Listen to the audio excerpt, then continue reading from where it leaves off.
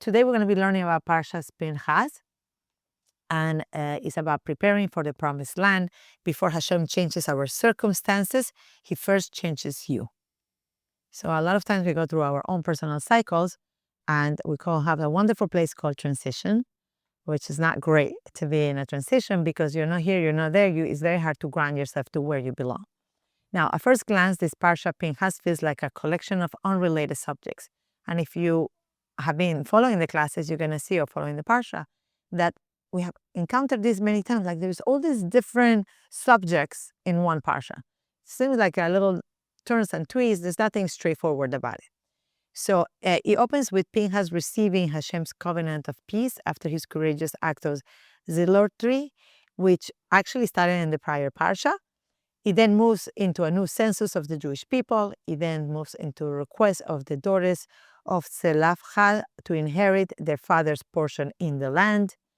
And from there, Hashem instructs Moshe to appoint Yeshua as his successor, and finally concludes with the laws of the daily Shabbat, Rosh Chodesh, and festival offerings, right? Our Korbanot. So on the surface, these topics seem to have very little in common. And yet, as so often happens in the Torah, the name of the Parsha may come from one individual, but in a deeper message is found in the thread that connects every section together. And as we're going to be developing the different idea, stay tuned and see where the threads of connections are. Okay? The Rebbe comes and he explains that Parshat Pinchas is not a collection of disconnected mitzvot and events. It's not randomly placed, it's all connected. And it's showing us that the entire Parsha is about preparing to enter the land of Eretz Israel, and by extension, preparing to enter a new stage of life. Okay? Now, actually, rather, it's a blueprint for one of the greatest transitions of Jewish history. And think about all the Parshiot we have been learning and all the places. I almost feel like learning the few Parshiot is almost like the best. If you were going to have a script for a movie, this will keep you in suspense, right? It's like you're always like, what's happening next, right? So as the Jewish people are standing in the threshold of the promised land, and after 40 years in the desert, in which the Jewish people live with open miracles, like we said, they had the manna fell from heaven. We had the wall of Miriam that was giving them water, the cloud of glory protecting them, and Hashem providing everything from them. All of a sudden, everything has to change. Now, they are about to enter Eretz Israel, and life will be different forever. And we spoke briefly in different places that we said, how will the life be different? So we said, now they have to work the land. There's no more, let me, thank you Hashem, put your hand out. They're going to have to actually build a society, because all of a sudden you're on your own, right? They're going to have to make decisions. Are we doing A or are we doing B? They're going to have to serve Hashem not through constant miracles, but through every single day life, through everyday life. And it's such a shift. Think if everything, you wake up in the morning and everything is handed to you in a silver platter for years on end, and that's all you know. And all of a sudden, you need to try to figure something out. And the simple example that I like to share with you is technology, right? Obviously, Labdir. A lot of times we have these things that come very easy, right? Somebody a tech comes into your house, he puts the Wi-Fi, he puts all these different things. The printer is working from there for everything. And all of a sudden, everything is disconnected in 1 second. And it's so hard to just say, to even try to figure it out, right? Google everything. It's so, even Google with all the instructions is so hard. So here is the biggest life change that the Jewish people are encountering.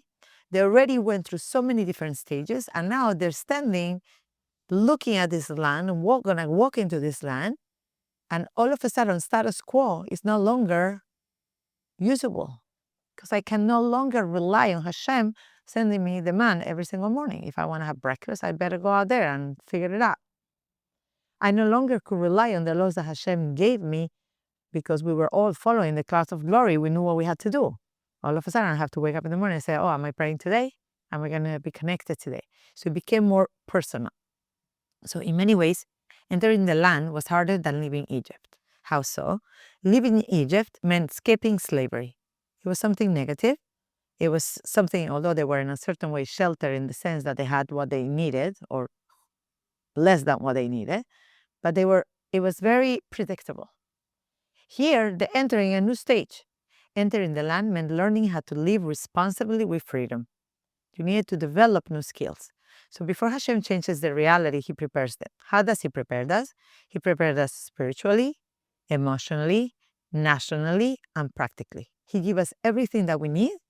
And it's interesting because if we go and we have enough time to delve deeper into this parsha of transition, you're going to see a lot of the transitions happening within the parsha.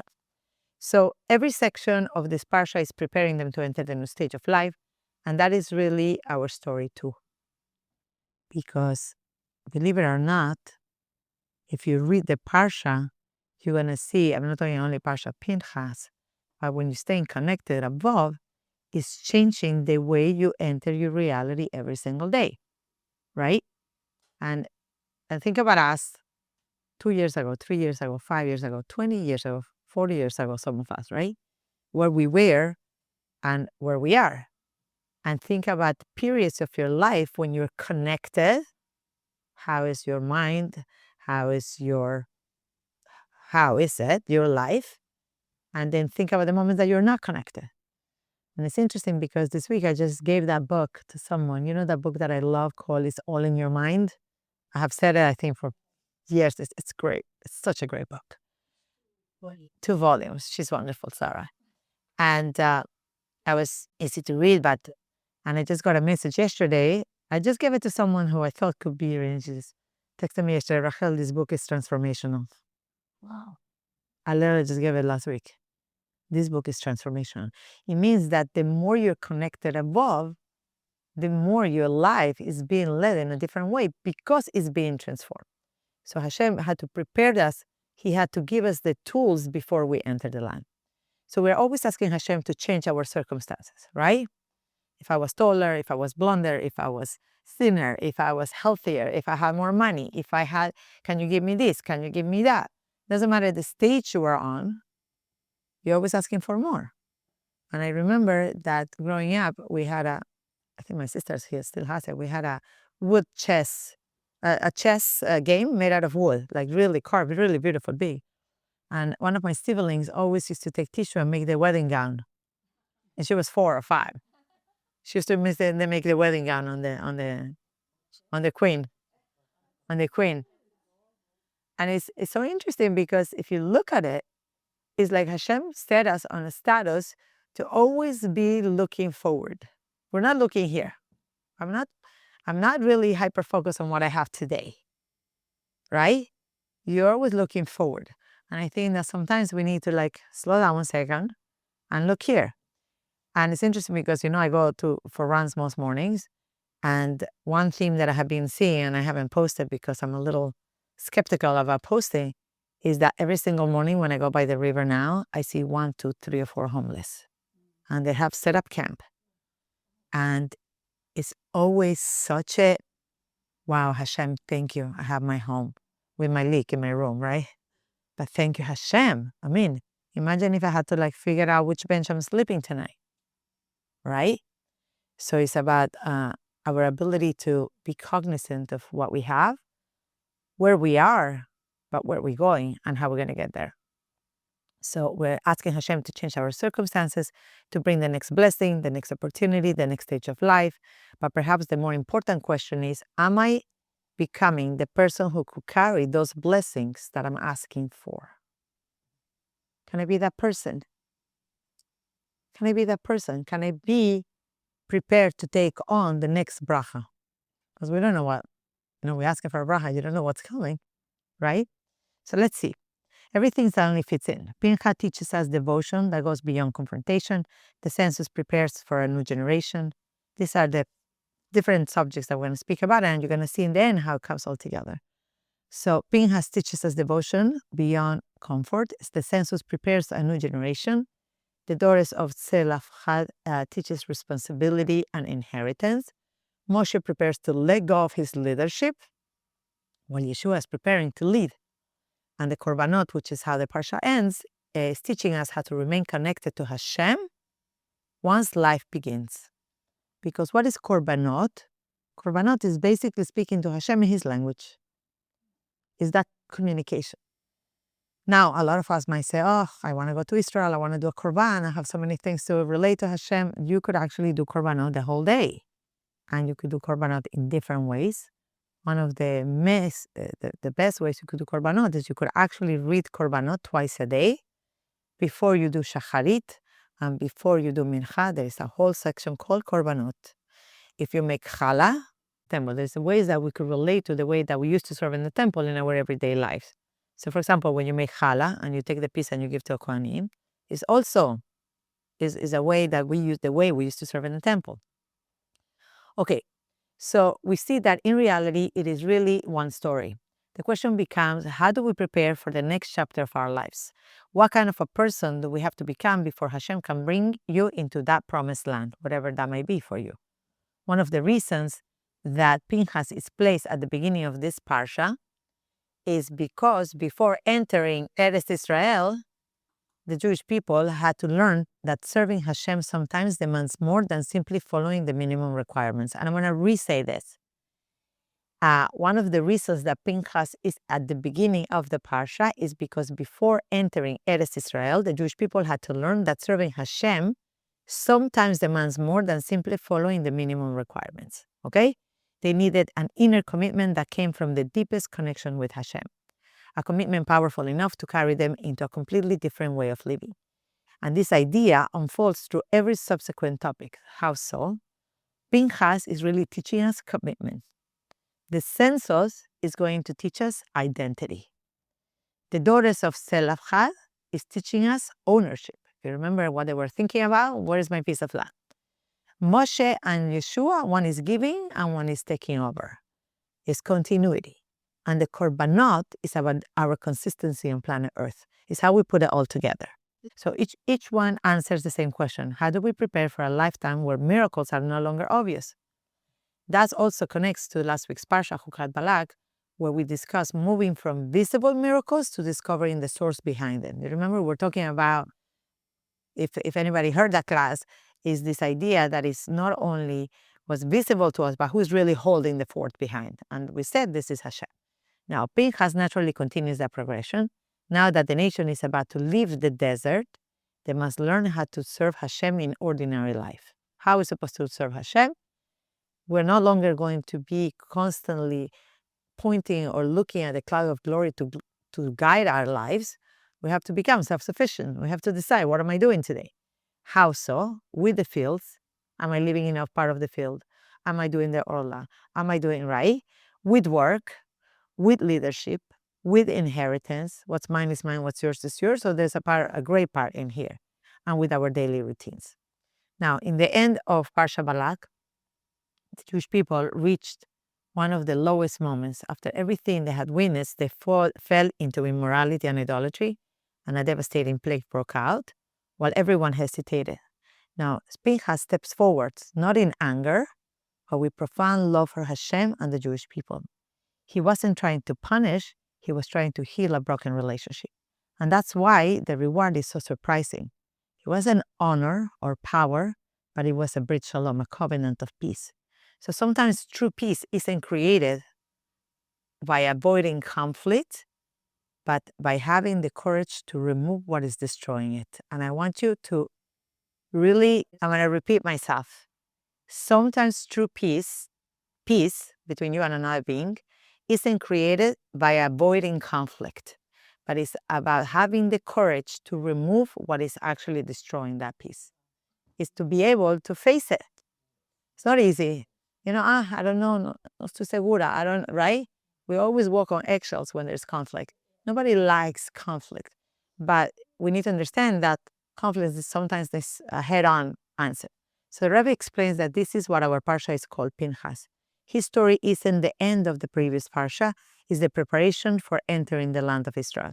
Before Hashem changes the Jewish people's circumstances, he first changes the peoples themselves. First, we need to be changed, and then the circumstances will follow suit.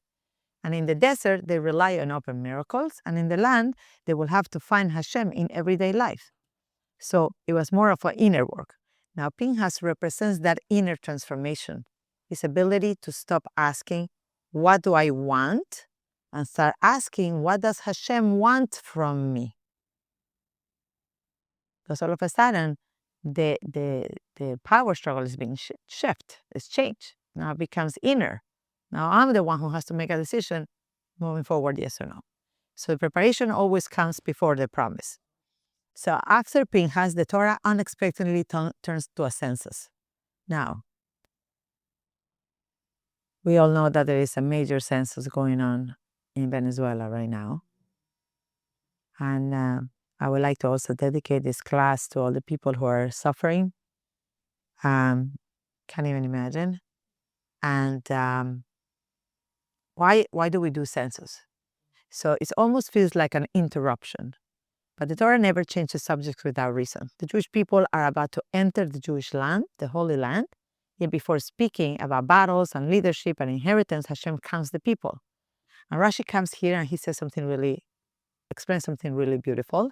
He compares it to a shepherd counting his flock after an attack. That's basically what he's doing. Hashem doesn't count because he needs the numbers. He doesn't need to know it's X amount of people. He counts because every single Jew matters. Because you matter, your soul matters. If you're here, it's because you have something that nobody else can do.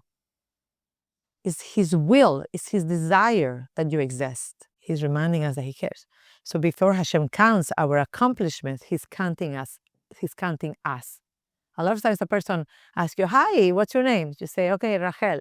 And who you are, what you do. And you're like, oh, I teach classes and I have a podcast and I do color classes and, I have a family. Is that really who you are? Are you defined by what you do? Yes. Somewhat. Somewhat. But ultimately, when you take someone and you take everything away, God forbid, somebody who is in a hospital bed who is not conscious, it's not producing, it's not, right? Does that person still value yes or no? And the answer is yes. If Hashem is making somebody breathe for another second, that's why the laws are so complex. It's because what that person could accomplish in that second, or what that person could help somebody else accomplish during that second, could change history forever. Forever. And I'm going to permit to take a one minute reroute that when I was in ICU and I was unwell, I had a lot of medicine. They give you like IVs, fluid, they give you like things to make you cope, I guess. And I was having hallucinations from it, and I really didn't like the way I was feeling. So as soon as I said, please just take it off. Whatever you do, just take it off. And she said, you're going to have pain. I'm like, I take the pain. I can't take this. And after, she had to bring me some medication for pain that I had to take. And this medication, you must have it with food. And it's better if the food is dairy. And I had just had chicken soup. And this girl, the nurse, comes in and she says, here's your medication and here's your yogurt. To what I look at her, I'm like, no can do. And I'm like, so she says, one second. And she turns to my husband and she says, Rabbi, because of the situation, can you allow her to take the yogurt? Because I know that you're not supposed to mix milk and meat. And later, after I asked, how do you know that? She says, my boyfriend is Jewish, and we always have this conversation about kosher. Sometimes, Baruch Hashem, I'm here, but sometimes you're put in a place that you think is for you, but it's actually a ripple effect for somebody else's destiny. It's bringing that person to a place of whether it's question or you don't know where the ripple effect of your existence ends up in somebody else's life. The mere fact that you today walked down 75th Street and went into Starbucks and got your coffee and said hello to a person. And maybe somebody else was sitting there looking and you were nice and gentle or you were not. And that person is affected forever by your being. So this is one thing that here is really important that Rashi comes to teach us, that before Hashem counts your accomplishments, he's counting us. Our value does not come from what you achieve on planet Earth, but it comes from the fact that we belong to Hashem. But the census teaches us something even deeper. This is a new generation about to enter the promised land, and before Hashem gives them a new future, he first reminds them who they are. Identity comes before mission. The world asks, what do you do? That's the natural question. You meet somebody, oh, hi, what do you do? The Torah asks, who are you? It's a very different answer. It's also a very different awareness.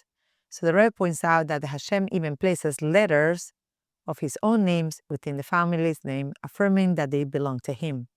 That's why the census follows the story of Pinchas. Because Pinchas teaches us commitment, the census is teaching us identity. Before Hashem changes our circumstances, he reminds us who we are. So when we know we belong to Hashem, everything else naturally follows. And it's that story that I said in the past that we have to take our, I call it shtetl because that's such a nice, or settle, our paper of what I want. And constantly I need to shred that to what Hashem wants. And I want to tell you that sometimes it's eye-opening because we hold so dearly with our lives to status quo, to what I want, to what I know how to do, to how I want it, to what I believe. And sometimes all Hashem wants you to do is to let go of me, myself, and I. What I believe should be. And sometimes it takes you a while. And sometimes you wake up and you're like, oh, sorry, Hashem. It's not about me, but it's about what you want from me. It's about how you're utilizing me now for the service of Hashem. It's now, it's that job or that description no longer fits me, but now you have a new, how I said, a new mission, right? Sometimes we're stuck so to our old mission, hold it with your daily life because you feel like if I end that mission, that's it, it's over. And then the minute you let go of that mission, that's actually the biggest place in your life. So after the census, the Torah introduces the daughters of Selachad. At first, it seems like a legal discussion about inheritance because they're like, hello, where is my piece of land? But it's much more than that. These 5 women asked Moshe why their father's portion in Eretz Israel should disappear simply because they had no sons.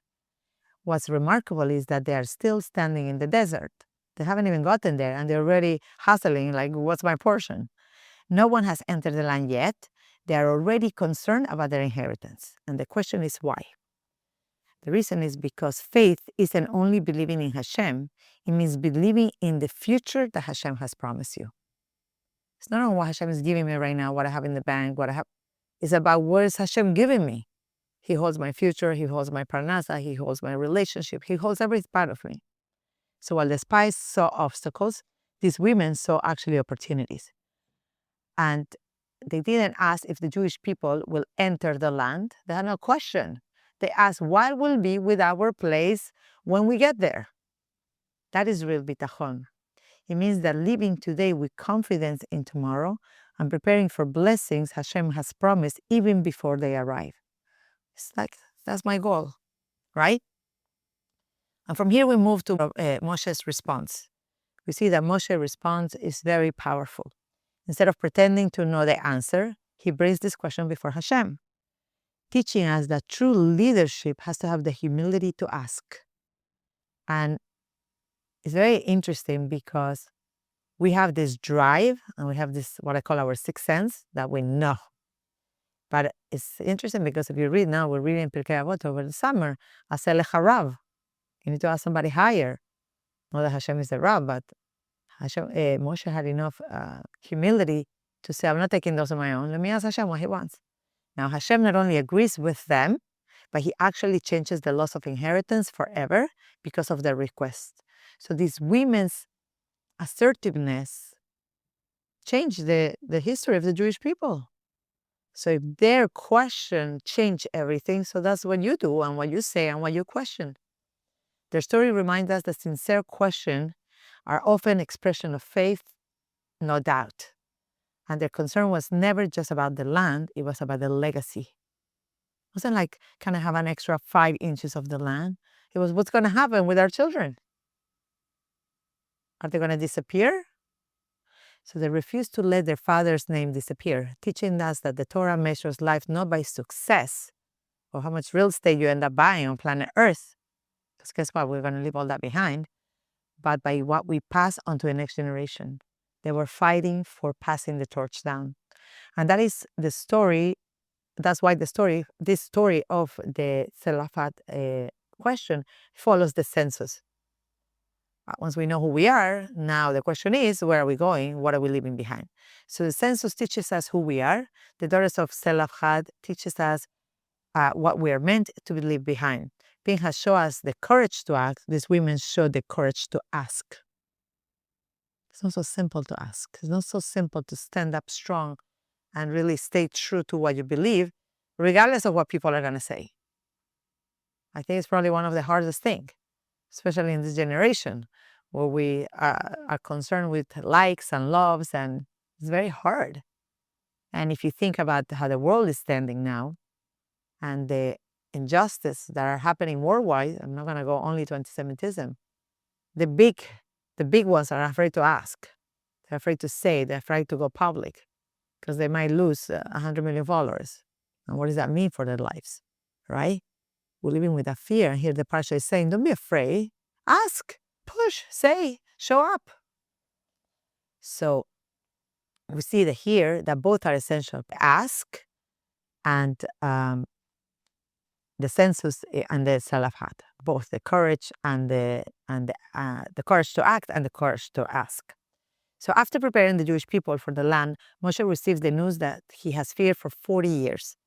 What he's being told, he will see Eretz Israel, but he will not enter it. After everything he sacrificed, someone else will lead the people across the Jordan. Yet Moshe responded with extraordinary faith. He said he doesn't ask Hashem to reconsider or to focus on his own disappointment. It's not about me entering the land. But what does he do instead? He says his only concern is the people. He asks, appoint a leader so they will not be like sheep without a shepherd. That's what he says. And the Torah here, this is the real Torah, Torah's definition of leadership, because great leaders don't create dependence. Great leaders create continuity. It's not about, I want to be known by the best leader I did, that I accomplished. It has nothing to do with me. I'm just a tool in Hashem's plan for perpetuation of this world. That continuity is going to happen, yes or no.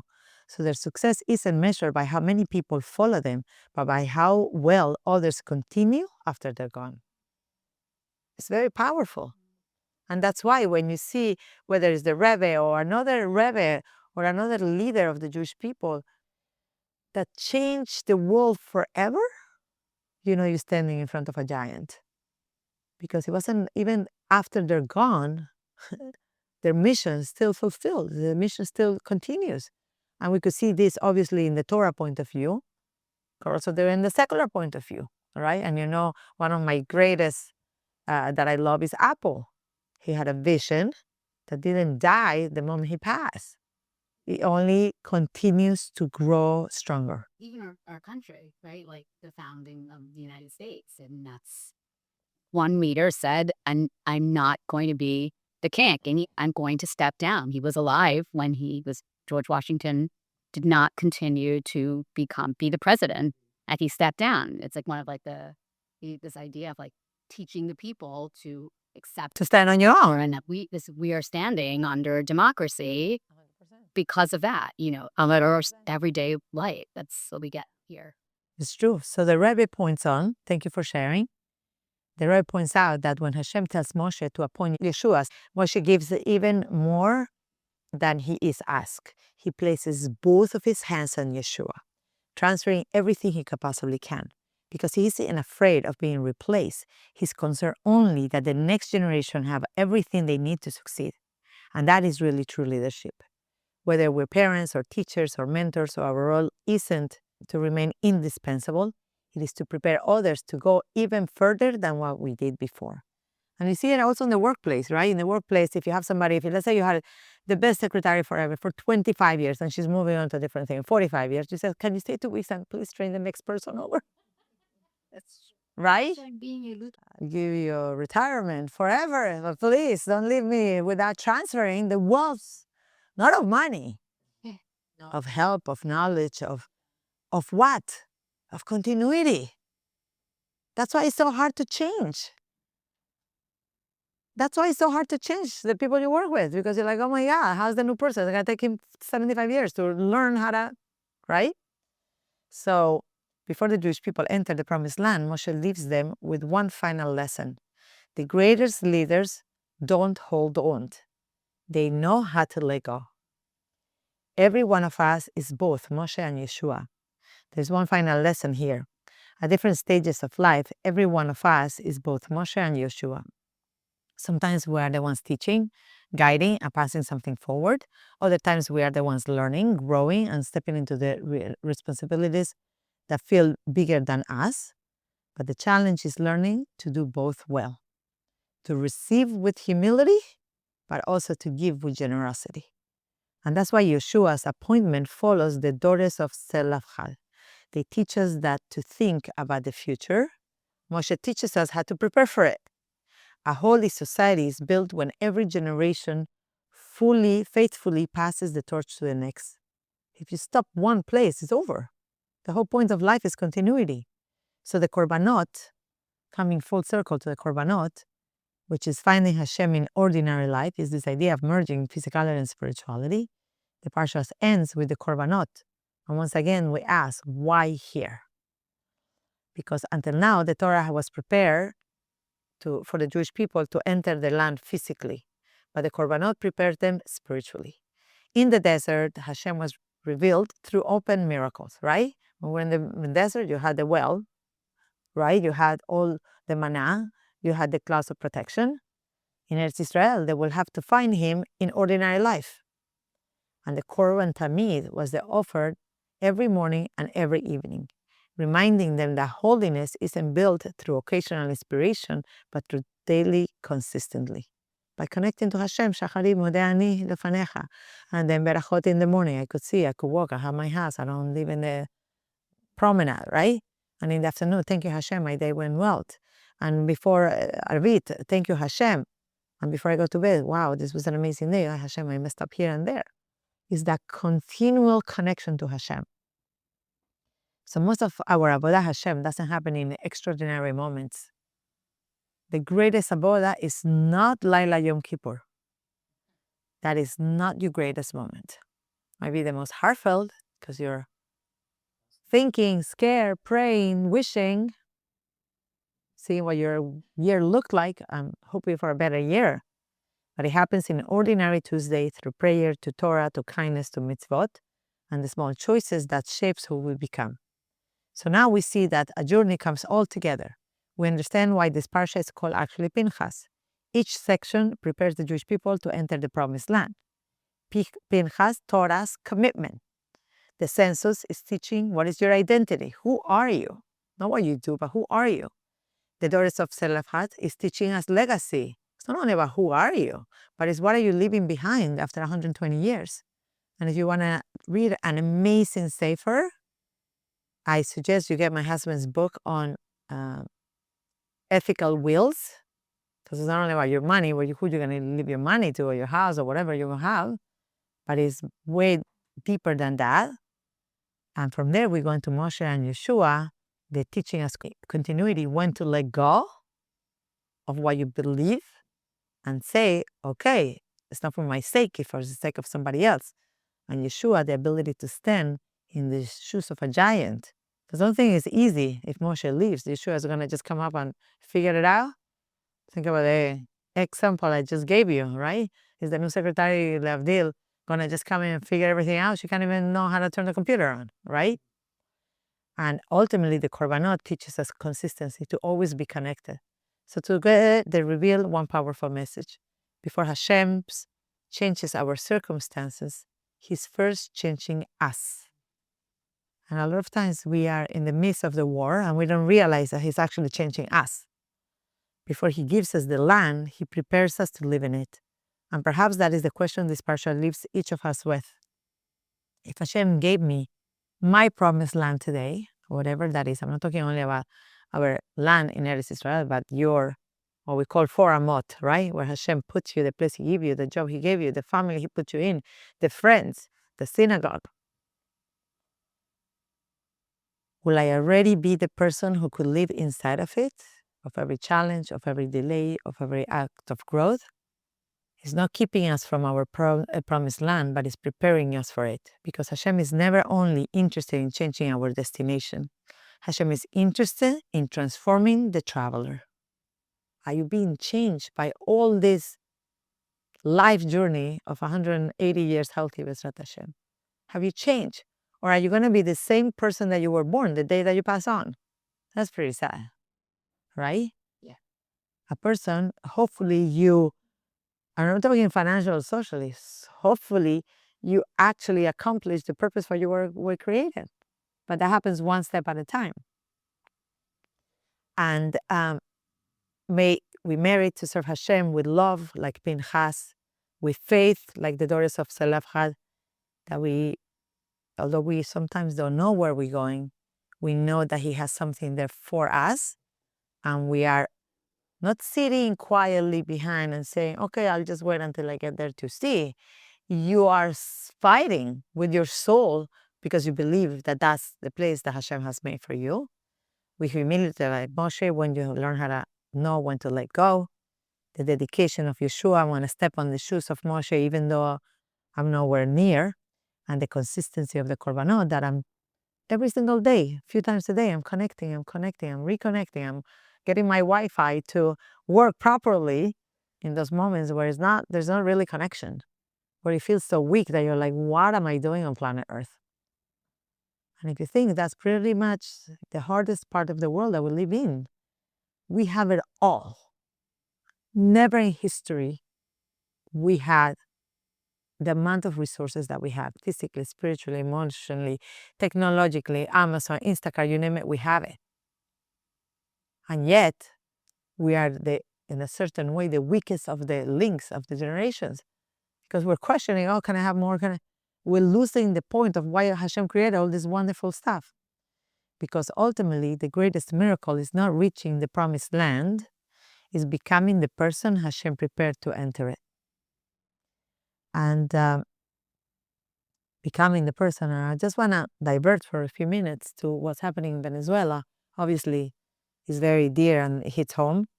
One of the buildings that I lived actually collapsed completely. The Jewish bakery used to be downstairs, so it's like I went there every day. Thank God my family is safe. We have some people of the Jewish community who still are unaccounted for. But I just want to share a story. Perhaps some of you saw it. It's a story that went viral about this gentleman who took his wife out of the rubble with a hammer. I don't know if you girls saw it or no. And it went viral because in one hand, he's saying to her, she's saying, maybe I could crawl under, maybe I could do this, maybe I could do that. And he keeps saying, no, you trust me, I have this cover, I'm going to take you out. And he has a building on top of his head. He's crunched and he's hammering this thing. And in the mist, in some moments, he says to her, move, move. And he's yelling. And he says, stop telling me what to do. And in the same hand, he's saying, mi amor, move to the side so the rubble doesn't hit you. And again, he goes into this too extreme. And he was very clear on his mission. And he had nothing. And no one was coming to save him. And he had one person behind a concrete wall to get to. And he accessed both parts of his soul, his extreme love for this girl, and for the purpose of who she is and what she represents in his life. And at the same time, the biggest might to fight through. So when I listened and I saw this video, short clip, he saved her, she came out. But when I saw this clip, it was really reminding me a lot of things of our Parsha, that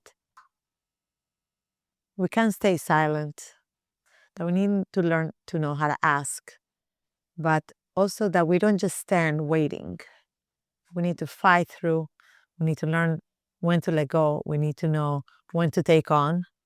Sometimes we need to take on. And it's not easy to take on a new you. A new you that you haven't met for 35, 45, 55, 65, 75 years. You don't know her. You have no idea who she is. You don't know how to behave like her. But you need to be able to envision yourself like that new you. And I leave you with a story from my years in FIT that we had to read all these books. And one of my favorite books were in psychology. I read 2 books in psychology. One of them is The Art of Shopping. Great read. Has nothing to do with shopping. It has to do with the psychology behind shopping, how we function, which is brilliant.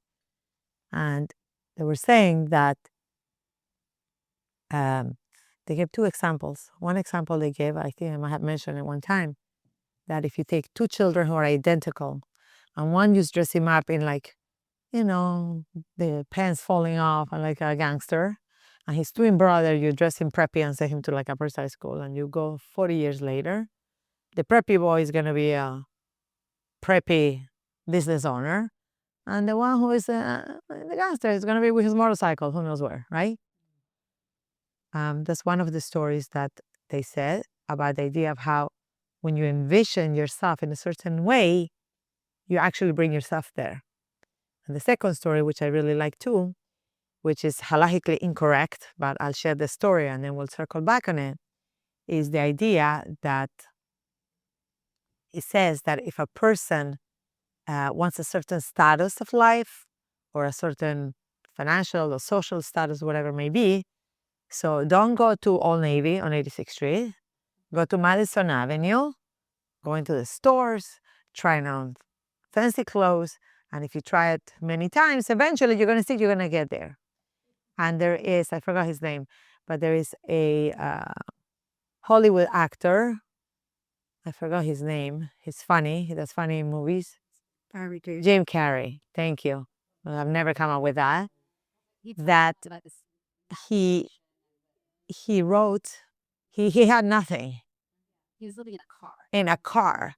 And he took a check and he wrote, I don't know if it was $6 million, some number. $12 million. And he folded it and he put it in his wallet.